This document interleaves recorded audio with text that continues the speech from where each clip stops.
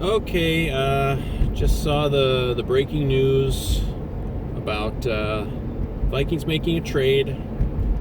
Uh, there's been rumors for days that they've got a few guys maybe on the market. But the trade they made this morning. What was your favorite Yannick Ngakoue moment with the Vikings? Because he's gone. They shipped him to the Ravens, and when they traded for him from Jacksonville shortly before the season, they traded a second and a conditional fifth, and they're getting back a third and a conditional fifth. So it's a loss. I mean, it's obviously you make the Ngakoue trade because they realized Hunter was going to be out for an extended period, and they're still planning to, at that point, to have a really competitive season. And you think, okay, this would be a great trade. And on the surface, it looked like it was going to be a great trade because even like with their struggles as a team, Ngakoue has been in here and been really good. Had kind of a slow start, but then he's really picked it up. I don't like the trade.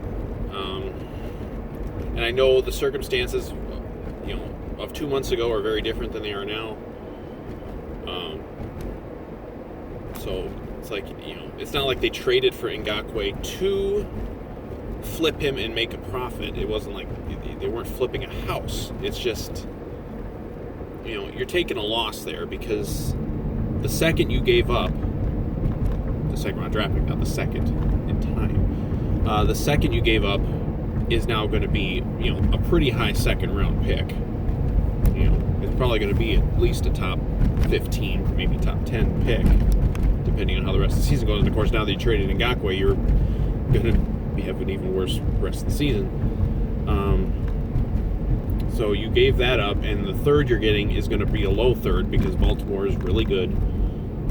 They might not win the division because Pittsburgh's there, but they're going to be certainly a playoff team. So you're going to be picking, with that third round pick, that's going to be a late third. That's going to be in the last 5 or 10 of picks of that round. So you're almost giving up it's nearly a 2-round difference in the draft pick. And I don't know what the conditions are on the other pick that they got, which is for the following year, 2022. But even that, Baltimore's good every year, so you're gonna. And I assume maybe because they traded Ngakoue, the fifth they gave up, they're not going to have to give up. But I don't like the trade, and I'm usually a defender of Spielman more than most, and I don't like it this one though. And I understand the circumstances have changed a lot in the last 2 months, and this is one way you can obviously clear a lot of cap space. Maybe this move will help you keep maybe an Anthony Harris, or make some other move in the off season because the cap's supposed to come down, and so maybe they'll even make some other trade now. In the next I think trade deadline day and election day are the same day, so we got a little less than 2 weeks.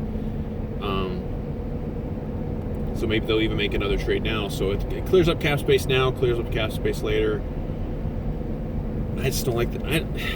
Ngakoue's really good, and you had a chance, and maybe you just didn't think you could re-sign him.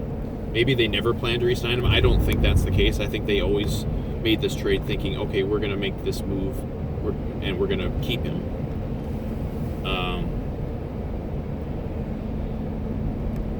So that's why I think that was always their intent. Obviously, things have changed with this way the season's gone,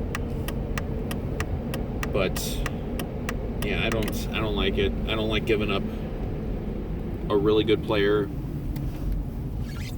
who you can keep. It's not like you have to get rid of him after the season, or he's an old guy like a Kyle Rudolph or somebody who's getting up there in age. So.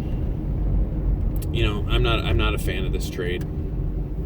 I understand the circumstances for it, and things being equal, you know, if you had a time machine, go back 2 months, you never make the trade at all. You keep that second round pick, which is going to be way up there. You know, if it comes to it where they're looking to get a quarterback, you could have used that second round pick to maybe trade up. Because I still don't think the Vikings are going to be bad enough to get one of those like top 5 sort of picks. And I've said many times about how you don't have to get a quarterback that high for him to be a good quarterback. But I mean, you've taken almost a 2 rounds worth of draft pick loss, and that could change depending on final records. But you know, you took a loss. I mean, it was in terms of what you got for the trade. Ngakoue was very good and looked like he could have been. You know, you could have paired him with Danielle Hunter for, you know, presuming Hunter comes back next year, which I think he will. And you probably could even have pushed him to come back this year if it looked like it was worth it. But so yeah, there could be more trades. I mean, it is possible if they're willing to trade Ngakoue here and to kind of take a loss on the draft pick positioning.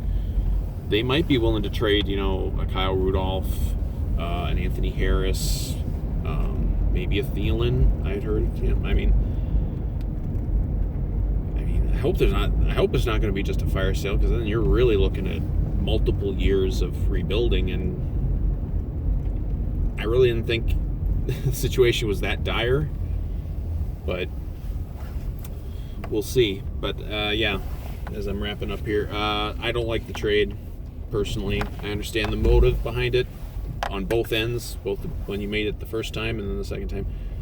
But yeah, you're taking a big loss and you're losing a good player who maybe you couldn't have afforded financially, but you know, I would have really liked to have seen Ngakoue and Hunter paired up for years to come, and we won't get that. So oh well, see what happens.